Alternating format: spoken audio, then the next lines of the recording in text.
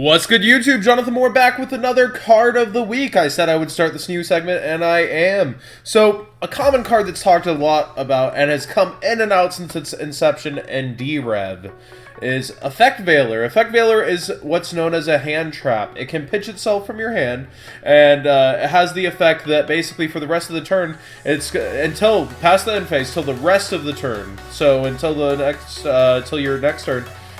It's going to negate the monster's effect that you pitch it towards on the field. Now, this can only be activated on your opponent's turn, not during your own.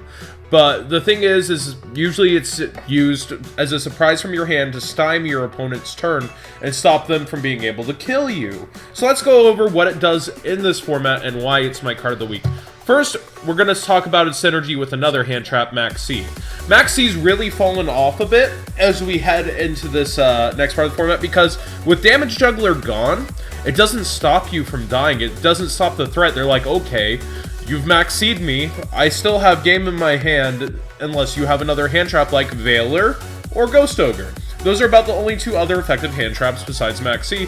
Maxx C just gives you cards. So mermaids are going to look at your Maxx C and be like, I'm going to keep going, you know, and other decks too. They're going to just be like, this doesn't stop me, I'm going to kill this guy, especially if you have no back row or your setup wasn't optimal. So Maxx C gives credence and more power to your drawing by having other hand traps available like Veiler. Now running too many hand traps can cause what's known as bricking, but it also is very powerful. Maxx C and Veiler in combination have a lot of synergy and are very powerful together.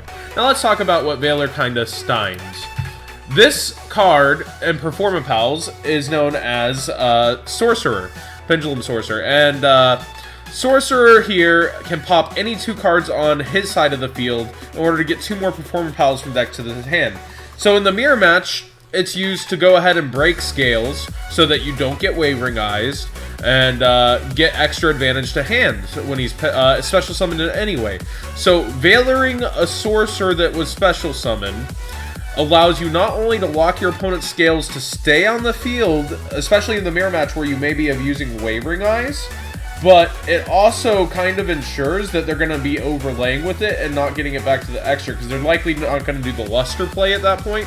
They're probably going to like try to make a Dinoster to save their scales and get it to the extra, and then they're going to like possibly overlay into Rafflesia. So if you have a board wipe Wavering, you won the game.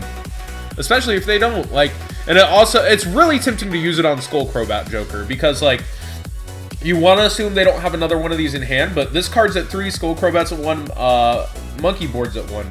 So I would almost always, very, very rarely otherwise, I would almost always be Veilering this on the opening turn rather than the Skullcrobat himself. But Skullcrobat's also very tempting since Skullcrobat's at 1. So it's a very hard call, but like sometimes you will end up Veilering the Skullcrobat, but I think this is the better card to usually Veiler, but at the same time, Veilering Skullcrobat stops them from getting another card on the field, stops them from getting another level 4, and really stymies them. So, hard call, but that's another reason why Veiler is such a tough card to play.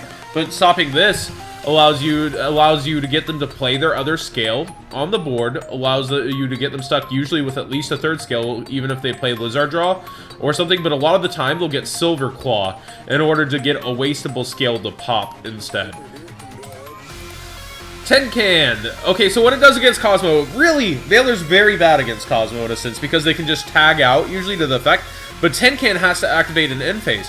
So Veilering a Tin Can is going to almost ensure that it's going to stay on the field, and you're going to be able to force it to tag out later if they have a ship, or tag out immediately if they have a ship. So Veiler basically kind of hurts the route they're trying to go with. But in general, Veiler's been pretty bad against the Cosmo matchup. And out of the 3 of the meta, the Pendulums, the Cosmo, and the Monarchs, Veiler does the most against Monarchs because of this card. Veiler basically stymies this card completely, just leaves it on the board, 800 attacker, and you're going to be able to do whatever you want with it. You're just going to pretty much wreck it. And Veiler, of course, putting it to work against every single Monarch, every single card in that deck, but mainly this. Also, if they go Idios to try to activate effect, you can Veiler it, because they're likely going to go use the field spell and make their Monarch a 1 tribute. Neptabyss, of course, one of the most powerful cards in Atlanteans. Valor, again, completely stymieing this card, making sure it's not going to get its field effect that's just completely broken, gets them the +2. And definitely completely necessary against this deck. Valor and Ghost Ogre probably the two most powerful cards along with Maxx C against this deck. And like I said, if you're just Maxx C'ing, you're probably dying. But if you're Maxx C'ing and you have Valor, you're going to be able to Valor the Megalo so it can't attack twice, or Ghost Ogre it if you play Ghost Ogre. But Valor, again, getting more synergy across more decks. So, again, card of the week. Of course, always talked about, always comes back in a lot of formats, kind of a go-to. I'm cheating a little, not bringing anything too special or crazy. But Valor is definitely one of the best cards. Now, the only question, is it a boy or a girl? Find out next episode of Professor Oak.